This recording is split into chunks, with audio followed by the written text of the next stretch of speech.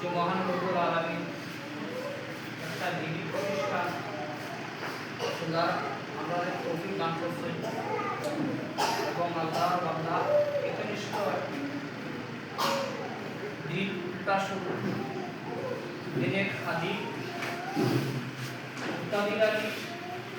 তার প্রায় 15 বছর আগে থেকে একটা দিনী প্রতিষ্ঠান খোলাতে আমার 15 বছর আগে বসেছিল ও জানালো আবার এই সময় আমি শুধু বুঝেছি না বেড়াই বলতে এই সময় আমার এই মাদ্রাসা হয়েছে না তো এখন এটা আবার করছেন আমাদের যে একটা প্রতিষ্ঠান করবার কি আল্লাহ ওই মনোজাত লাগি একটা দুয়ার স্মৃতি রেখে দেওয়ার উদ্দেশ্য মনিটরে দেখা সত্যি দাঁড়িয়ে আমরা বড় তো আমার একটা সুযোগ করার ব্যবস্থা করে আছে ও আমি বললাম ঠিক আছে ও স্বাগত ও বেটা আপনার চেষ্টা এবং বেটা নিয়ত সহিত থাকলে আমরা আমার সব বিষয়টাই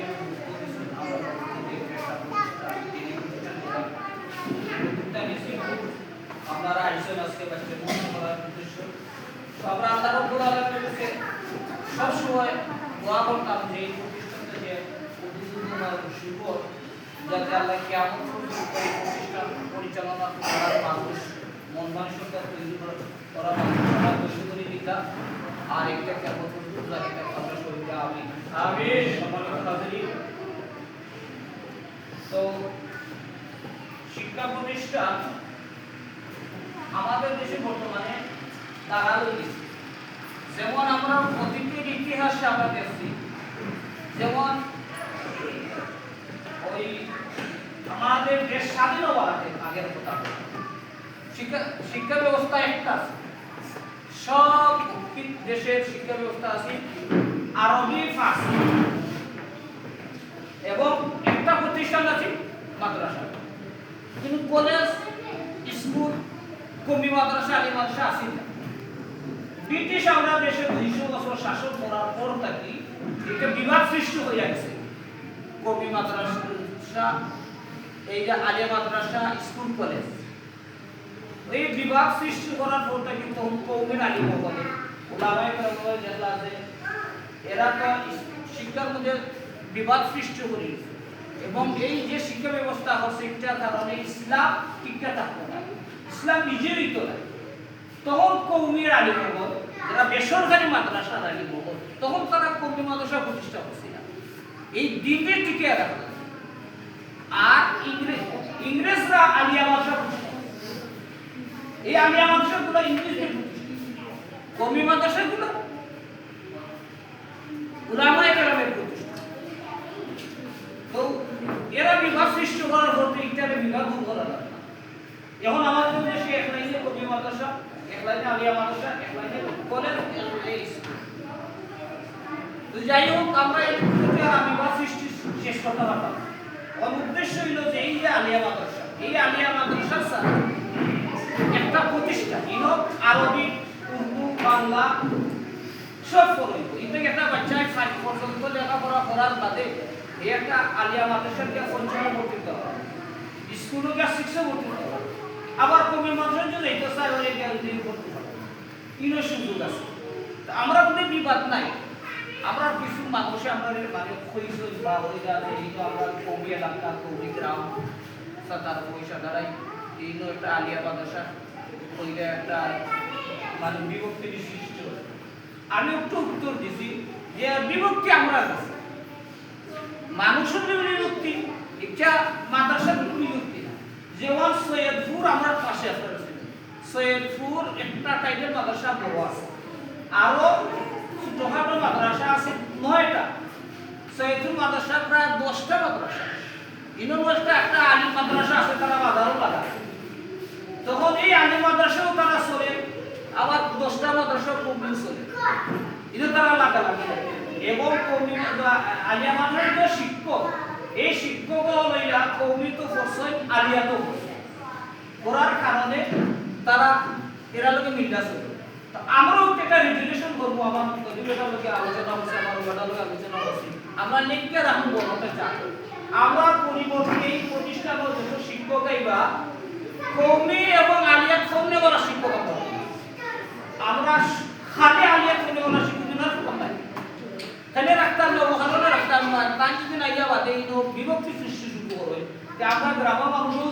প্রতিষ্ঠা করছিল প্রতিটা প্রমাণ পাইল এই প্রমাণ পাইতে না করে আমরা রেজুলেশন হয়ে যাবে আমরা মরার বাদে এই প্রতিষ্ঠান কৌমি এবং আলিয়ার পণ্যওয়ালা শিক্ষক এনে রাখুন যাতে বিরতি সৃষ্টি হয় বিভাগ সৃষ্টি হইত তো এই সময় আপনারা আশা করি ডুবইব এটা আমরা রেজুলেশন করি গ্রামের মানুষের আপনারা ওইটা যারা আসুন আমরা আরো পাচ্ছি এটা অবশ্যই এই মাদ্রাসায় যারা আমরা এই এলাকার কোন বিভক্তি সৃষ্টি হইত না যে আমরা এটা আলিয়া দিয়েছি আর আইডিয়া আলিয়া এটা একটা বিভাগ সৃষ্টি হতো স্যার এটা আমরা ইনশাআল্লাহ দিতাম না এবং আমরা রেজুলেশন করে দেই লিখিত ভাবে যে খালি আলিয়া যে কোর্সে নিয়ে শিক্ষক বানাই কৌমি এবং আলিয়া দুইটা হতে ওরা শিক্ষক বানাই যাতে আমার গ্রামের মানুষের আপত্তিটা পূর্ববর্তী জিনিসকে আমরা ভবিষ্যতে আমরা বাচ্চা হচ্ছে এটা একটা বিভাগ সৃষ্টি না হয় আর আমরা গালি না সম্মানিত হাজিরিন এই কথাগুলো আমরা কইলাম মনে রাখবা আপনারা এবং এখন ওটা প্রচার করবো আমরা এইভাবে পরিচালনা করবো বিভাগের জন্য এখন আপনারা ওটা এই দিন আমরা গ্রামে একটা পাঠশালা এনো বাচ্চারা হলে পৌঁছ পাইব করে ওয়া পায় না কোকো পায় না এবি পায় না কিচ্ছু পায় না একটা ফাইবার বাচ্চা ওয়া পায় না নাম লিখতে পারে আমরা ইনশাআল্লাহ আমরা একটা বাচ্চায় পর্যন্ত করে ওয়া কোকো ইংরেজি অক্ষর সব পাইব আমরা গুরুত্ব দেব স্কুল থেকে আমরা গুরুত্ব দেব এরা খালি বেতন গুণে বোনাস আমরা অবশ্যই বাচ্চায় আপনারা কি আমরা প্রতিদিন বাচ্চাকে অবশ্যই করব আমরা গুরুত্ব দেব আপনারা একটা জিনিস খেয়াল রাখতে হবে যেমন স্কুলে 7 বছরের আগে বাচ্চা পড়তে পারে 7 বছরের করতে আপনারা এই 4 বছর 5 বছর 6 বছর বাচ্চা নিছে এই বাচ্চা যখন 7 বছর হইব স্কুলের কিছু মুনাফা হওয়া উদ্দেশ্য তো এখনই বাচ্চা তুমি জানা মুনাফা তো বুঝছো 3 মাস বাদে সরকারে একটা উপবৃত্তি কিছু টাকা দেয় 3 মাসে 600 টাকা দেয় আপনি বলো যে 3 মাস পরে পরে 600 টাকা পাইব আমার বাচ্চাকে 7 বছর হইছে বর্তমান উপযুক্ত স্কুল হইছে নেকি কিন্তু তো পাইতাম না এই আপনার বাচ্চাকে আপনি শিক্ষা ব্যবস্থা মধ্যে পুরান না এই টাকা পাইব 3 মাস পরে কিন্তু এই টাকা যদি না পায় যে বাচ্চার লেখাপড়াটা টাকা হবে এলাকা আমরা হইলাম বহুত মনে হলো আপনার 7 বছর 5 বছর 6 বছর বাচ্চা কিছু বাচ্চা ইগুলো নিনো করতে পারতো না 7 বছর হইলে লইয়া গেল তখন আমরাও কষ্ট পাইব আর তার শিক্ষা ব্যবস্থাটা ইটানোর আমরা নতুন আমরা ফেলাবো আপনারা দেখো আমরা প্রতি মাসে মাসে একটা মিটিং করব অভিভাবক মিটিং আমরা অভিভাবক মিটিংয়ের সময় মতো আইবা ধরো আজকে সময় আছে 10টায় আমরা এখন 11টা শুরু করি এখানে 11টা শুরু করছি আমরা মানুষ না হওয়া যদি 10টায় আমরা 10টা শুরু করি এই জন্য অভিভাবক মিটিং যেটা আমরা যেদিন রাখবো আপনারা সময় মতো আইলে আমরা সময় মতো শুরু করি আর আগে যারা নেওয়া কষ্ট হইছে ইনো হয়তো মহিলা আগে আইছে প্রায় 10টায় সময় কিন্তু এরা এখন কষ্ট হইছে একটা ঘন্টা এরা হইছে আমার সময় মতো আমরা শুরু করতাম মানে এরা কষ্ট হইতো না এই সময়টা আমরা গুরুত্ব দিবা অভিভাবক মিটিং পাই অভিভাবক মিটিং আইলে আপনার বাচ্চার পড়া কি চাও না আর আপনার জানতে পারবা এবং বাচ্চার যদি কোনো সমস্যা হবে আয়না না আমরা আপনার কাছে জানতে পারবো